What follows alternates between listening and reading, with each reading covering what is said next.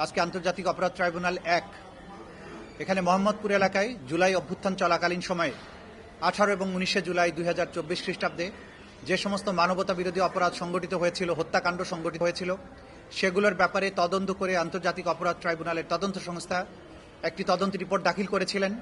সেই তদন্ত রিপোর্ট বিশ্লেষণ করে আন্তর্জাতিক অপরাধ ট্রাইব্যুনালের চিফ প্রসিকিউটরের কার্যালয় আজকে 28 জন আসামির বিরুদ্ধে একটা আনুষ্ঠানিক অভিযোগ অর্থাৎ ফর্মাল চার্জ দাখিল করেছিলেন।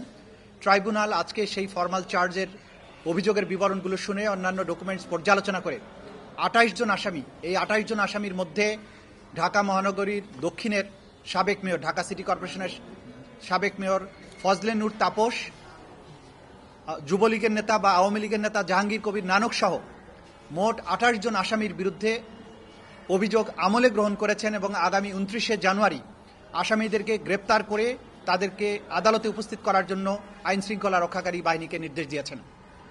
এই 18 এবং 19শে জুলাই বাংলাদেশের ইতিহাসের অন্যতম রক্তাক্ত দুটো দিন, যে দুটো দিনে বাংলাদেশের বিভিন্ন স্থানে জুলাই অভ্যুত্থানকারী তরুণ যুবক ছাত্র জনতার উপরে যে হত্যাকাণ্ড চালিত হয়েছিল সেটির অন্যতম হটস্পট ছিল মোহাম্মদপুর এলাকা। এইখানে শহীদ ফারহান ফাইয়াজ এবং মাহমুদুর রহমান সৈকত সহ মোট 9 জনকে হত্যা করা হয় এবং অসংখ্য মানুষ সেখানে আহত হন।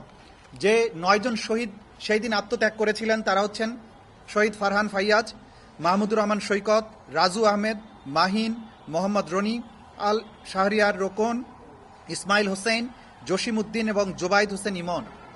এই যে তরুণ শহীদেরা যারা রক্ত দিয়েছিলেন তাদের রক্তের ফলে পরবর্তী সময়ে অর্জিত আজকের এই বাংলাদেশ। আমাদের অঙ্গীকার ছিল জুলাই অভ্যুত্থানের সময় যারা হত্যাকাণ্ড চালিয়েছে, যারা রাজপথে সরাসরি হত্যাকাণ্ডের সংগঠনে ভূমিকা পালন করেছে, পেছনের যারা পরিকল্পনাকারী, নির্দেশদাতা এবং যারা মাস্টারমাইন্ড ছিলেন, কমান্ড রেসপন্সিবিলিটিতে ছিলেন, তাদের প্রত্যেককে আমরা বিচারের মুখোমুখি করব। সেই অঙ্গীকারের ফলশ্রুতি আমরা আমাদের তদন্ত সংস্থা কাজ করেছেন, পরিশ্রম করেছেন। এই অপরাধীদের ব্যাপারে তারা তদন্ত রিপোর্ট এবং অন্যান্য এভিডেন্স আদালতে দাখিল করেছেন। ইনশাআল্লাহ 29 তারিখের পরে পরবর্তী কার্যক্রমের মধ্য দিয়ে এই মামলার বিচার কার্য শুরু হবে এবং যথানিয়মে সেটাও নিষ্পত্তিও হবে। শহীদ মাহমুদুর রহমান সৈকত একদম খুবই প্রাণবন্ত একটা ছেলে ছিল। ফারহান ফাইয়াজ অত্যন্ত হাস্যজ্জ্বল একটা ছেলে ছিল। আমাদের প্রত্যেকটা শহীদ তাদের একটা নিজস্ব গল্প আছে, নিজস্ব মহাকাব্যিক উপাখ্যান আছে।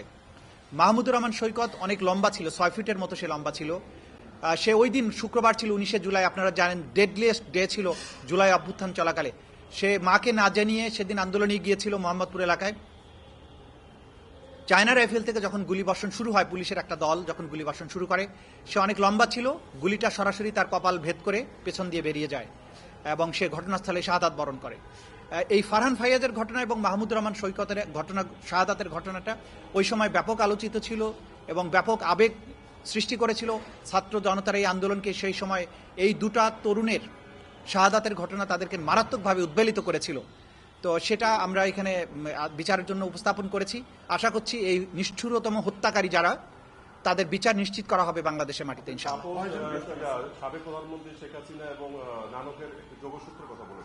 জি, ফজলে নূর তাপস প্রাইম মিনিস্টারকে টেলিফোনে যে কথা বলে পরামর্শ দিচ্ছিলেন মোহাম্মদপুর থেকে একটা বাহিনী যাবে, তাদেরকে যেন যেতে বলা হয়, যাতে যেতে সুযোগ দেওয়া হয়, আন্দোলনকারীদেরকে আক্রমণ করা হয়, আন্দোলনকারীদের যাতে পাকড়াও করা হয়, হেলিকপ্টার ব্যবহার করা, ড্রোন ব্যবহার করা, এই যে ষড়যন্ত্র এবং পরিকল্পনা শেখ হাসিনার সাথে তাপসের এটা হয়েছিল, তারই ফলশ্রুতি ছিল মোহাম্মদপুর এলাকায়। এবং তাপস খুব স্পষ্টভাবেই বলেছিলেন মোহাম্মদপুর এলাকায় আমাদের বাহিনী যাচ্ছে। সেগুলোর থেকে এই মোহাম্মদপুরের হত্যাকাণ্ডের সাথে তাপসের সংশ্লিষ্টতা খুব স্পষ্টভাবে দেখানো হয়েছে। জাহাঙ্গীর কবির নানকের পেশা যে গুন্ডা বাহিনী মোহাম্মদপুর এলাকায় ছিল, তাদের সেই গুন্ডা বাহিনীর বিভিন্ন পর্যায়ের নেতারা প্রত্যেকেই সশস্ত্র ছিল এবং ভিডিওতে তাদেরকে আইডেন্টিফাই করা হয়েছে। এই 28 জন যাদেরকে আমরা আসামি শ্রেণীভুক্ত করেছি, এখানে পুলিশের ঢাকা মহানগরীর খুব নটোরিয়াস কয়েকজন অফিসার, এর সাথে সম্পৃক্ত প্রলয় জোয়ারদার, বিপ্লব কুমার সরকার, তারপরে রওশনুল হক সৈকত, হাবিবুর রহমান, এদের ইনভলভমেন্টটা দিবালোকের মতো স্পষ্ট। সেই কারণে তারা সহ যারা ঘটনাস্থলে থেকে সরাসরি আগ্নেয়াস্ত্র ব্যবহার করে আন্দোলনকারীদের হত্যা করেছে, তাদেরকে আমরা এখানে আসামি শ্রেণীভুক্ত করেছি। মোহাম্মদপুর এবং বসিলা এলাকায়, ধানমন্ডির একটা অংশে আরও যে সমস্ত ঘটনা ঘটেছে পরবর্তী সময়ে, সেগুলোর ব্যাপারে আলাদা তদন্ত চলমান আছে। খুব সহসাই সেগুলোর ব্যাপারেও তদন্ত রিপোর্ট দাখিল হবে বলে আমরা আশা করছি। মোট অভিযোগ কয়টা? এখানে তিনটা অভিযোগে মোট 28 জনকে আসামি করা হয়েছে। 50 জন সাক্ষী এখানে আছে এবং বাকি সমস্ত অডিও ভিডিও ডকুমেন্ট সহ ডকুমেন্টারি এভিডেন্স সবকিছু এখানে উপস্থাপন করা হয়েছে, যেগুলো বিচারের সময়ে আপনারা এক এক করে দেখতে পাবেন। পুলিশের বাইরে ওই এলাকার আওয়ামী লীগের এবং যুবলীগ, ছাত্রলীগের অস্ত্রধারী ক্যাডার, এই 28 জনের মধ্যে যাদেরকে আমরা নাম বলেছি, পুলিশের বাইরে বাকি যাদের নাম বলেছি তারা এখানে ছিলেন, তাদেরকে এখানে আসামি শ্রেণীভুক্ত করা হয়েছে। সেখানে এই গুলিবর্ষণকারীদের মধ্যে আওয়ামী লীগ, যুবলীগের ক্যাডাররা বেশিরভাগ রয়েছে এবং পুলিশের মধ্যে দিয়ে যারা আইডেন্টিফাইড হয়েছে তাদের নামও এখানে এসছে। আপনাদেরকে আশ্বস্ত করতে চাই যে এই মোহাম্মদপুর এলাকার ঘটনাগুলোর কিন্তু অধিকাংশ প্রমাণাদি ভিডিওতে ধারণ করা আছে, সুতরাং এটা প্রমাণ করাটা সহজ হবে কার কি ইনভলভমেন্ট ছিল।